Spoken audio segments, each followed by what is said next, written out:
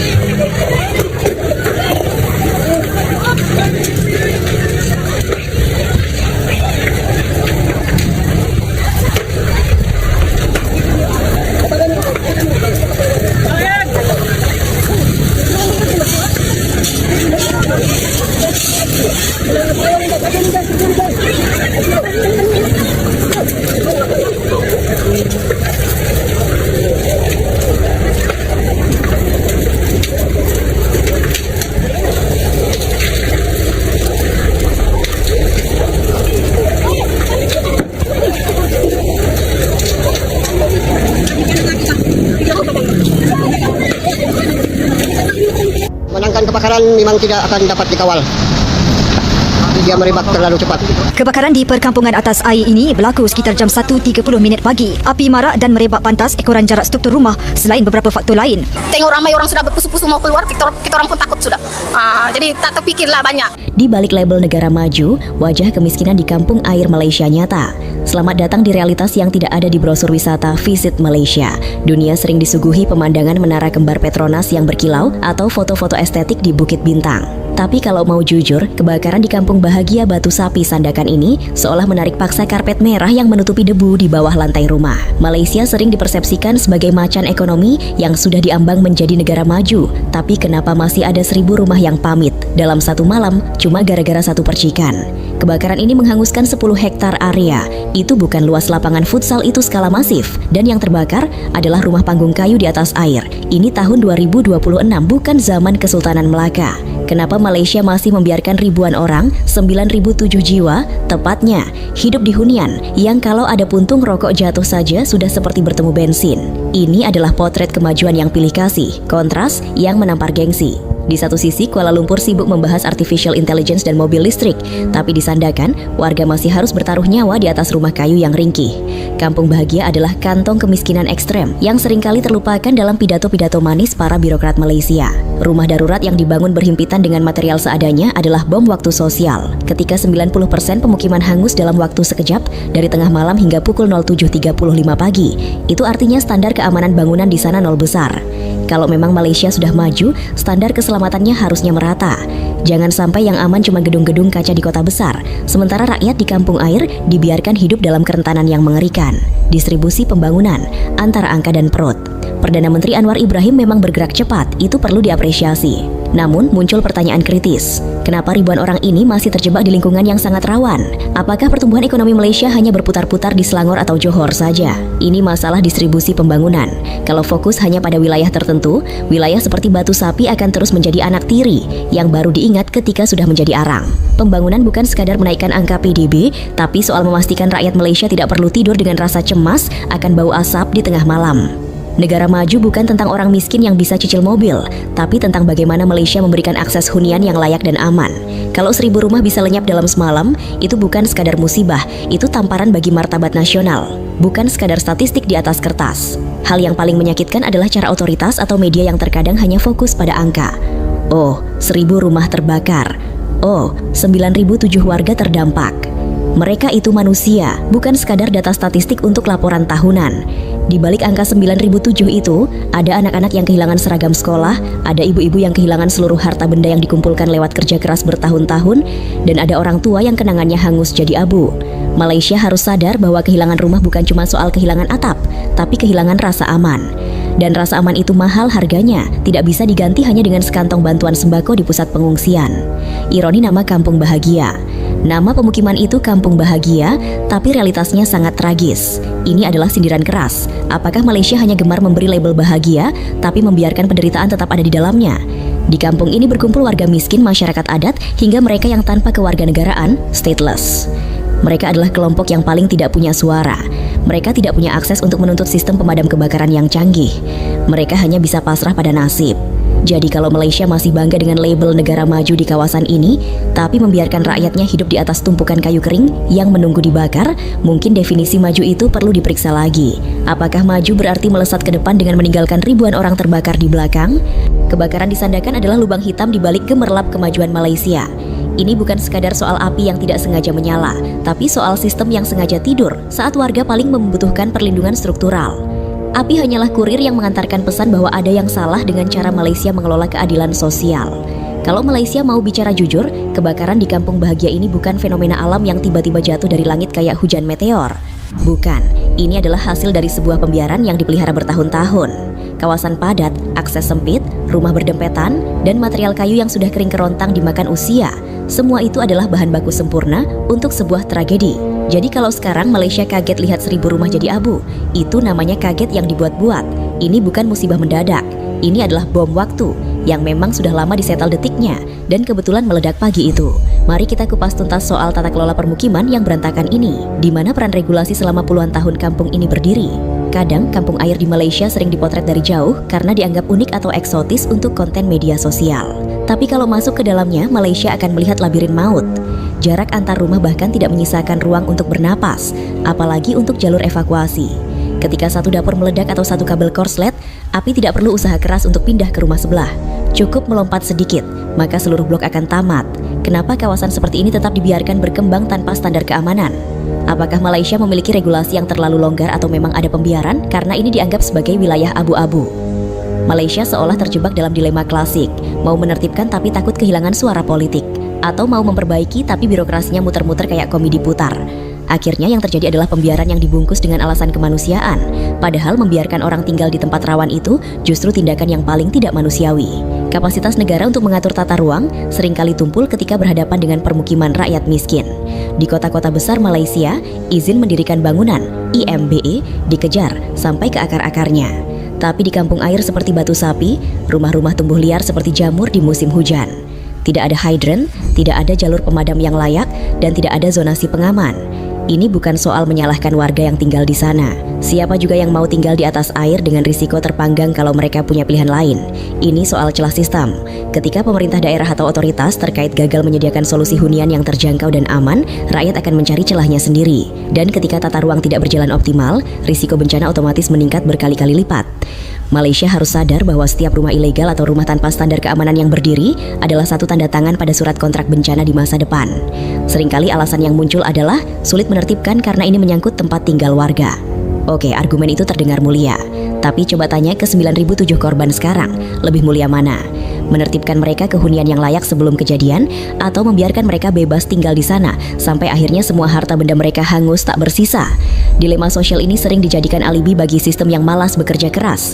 Menata ulang kampung air memang mahal dan rumit, tapi biaya yang harus dibayar Malaysia untuk menangani 9.007 pengungsi, membangun kembali infrastruktur, dan memulihkan trauma psikologis warga jauh lebih mahal. Ini adalah kegagalan investasi pencegahan yang sangat fatal. Jangan bilang Malaysia peduli pada rakyat kecil kalau membiarkan mereka tinggal di atas sumbu petasan raksasa. Menjaga tempat tinggal bukan berarti membiarkan mereka hidup dalam bahaya.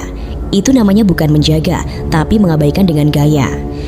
Kebakaran ini menunjukkan bahwa Malaysia punya masalah serius dalam melihat skala prioritas. Api di Kampung Bahagia adalah bukti bahwa manajemen risiko bencana kita masih di level reaktif, bukan proaktif.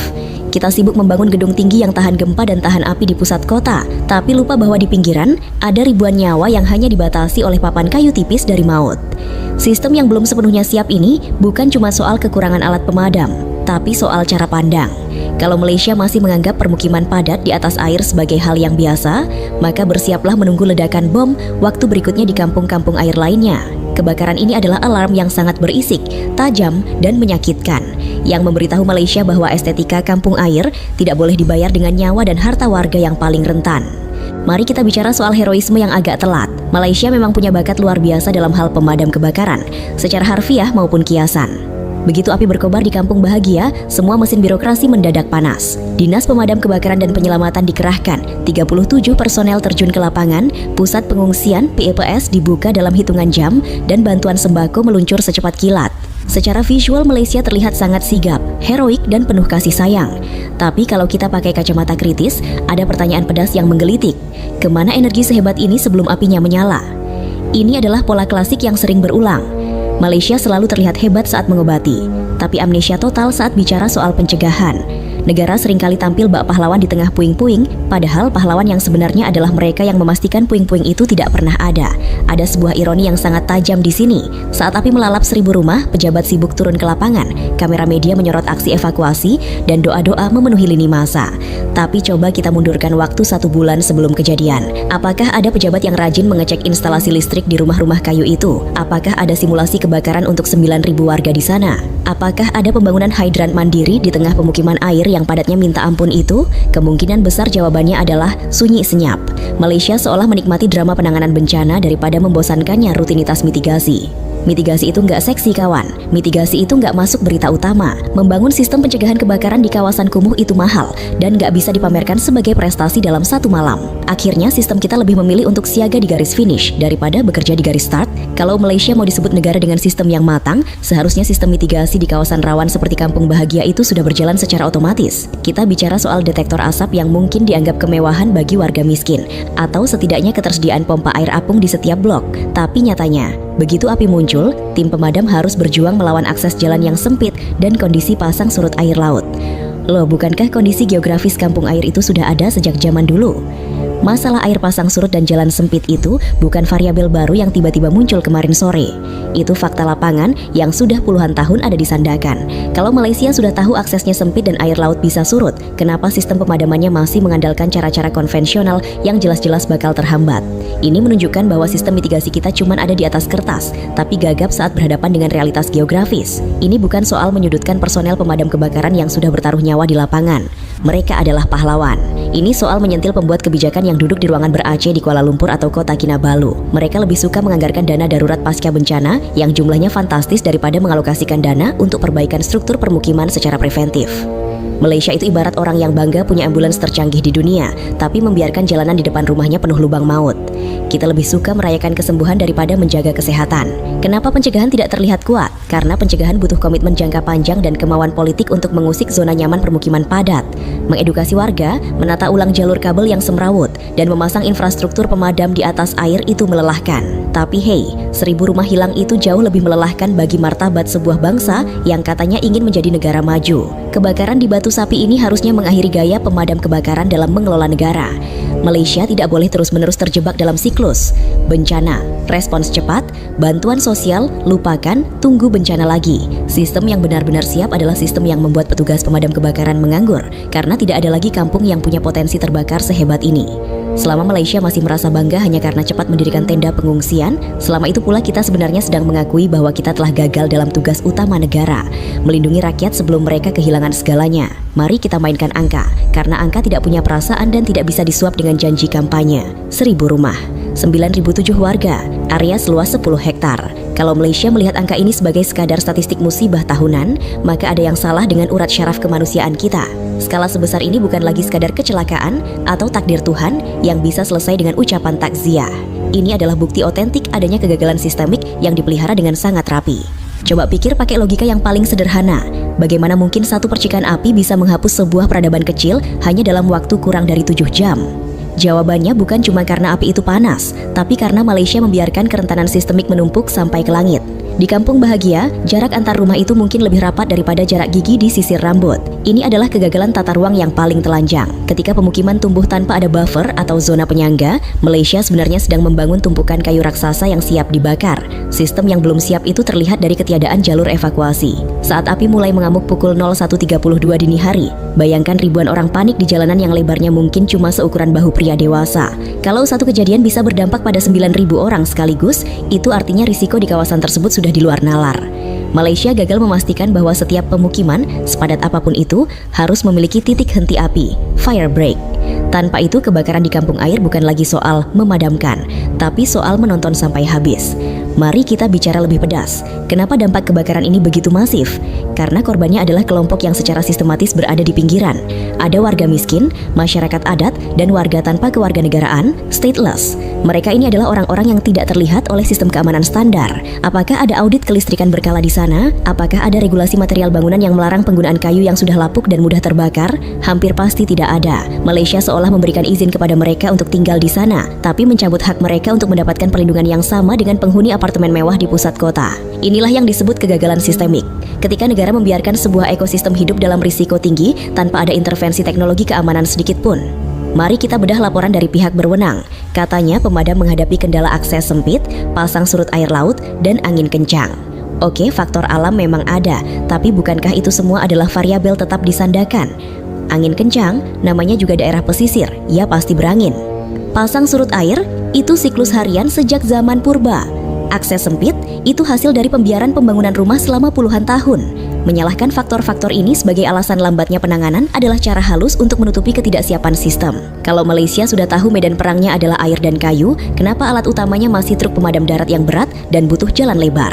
Kenapa tidak ada sistem pompa laut terintegrasi di kawasan tersebut?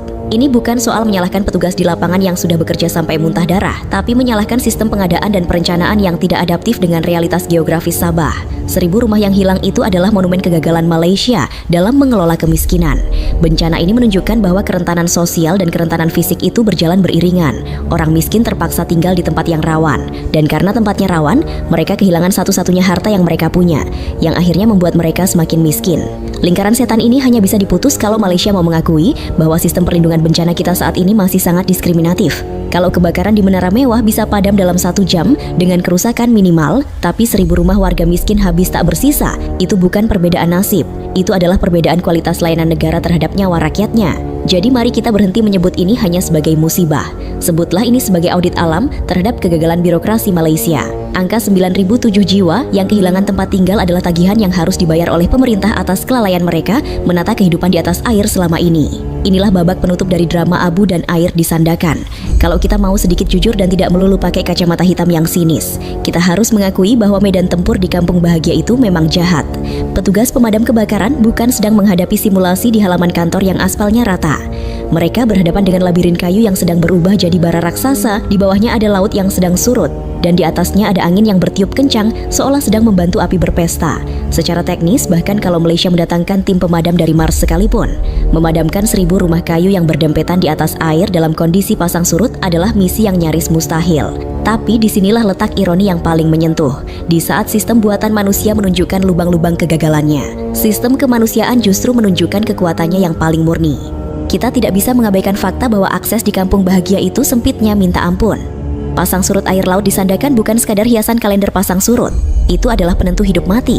Saat air surut, pompa pemadam tidak bisa menyedot air laut karena yang ada cuma lumpur. Saat itu terjadi, api tertawa. Angin kencang di pesisir Sabah juga bukan angin sepoi-sepoi yang bikin ngantuk. Itu adalah oksigen tambahan yang membuat api bisa melompat sejauh puluhan meter dalam hitungan detik.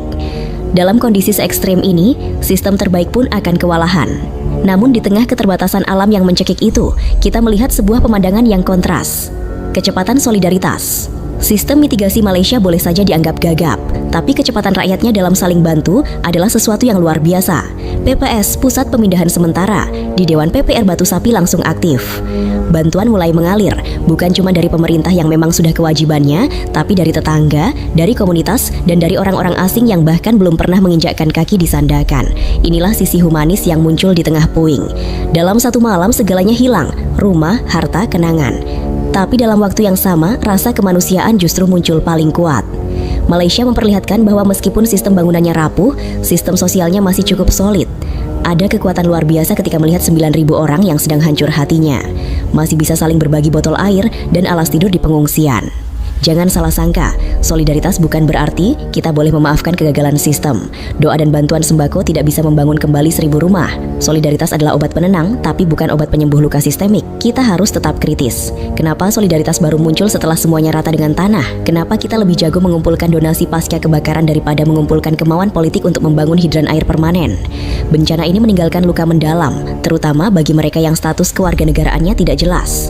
Mereka yang kehilangan rumah tapi tidak punya dokumen untuk mendaftar bantuan secara formal.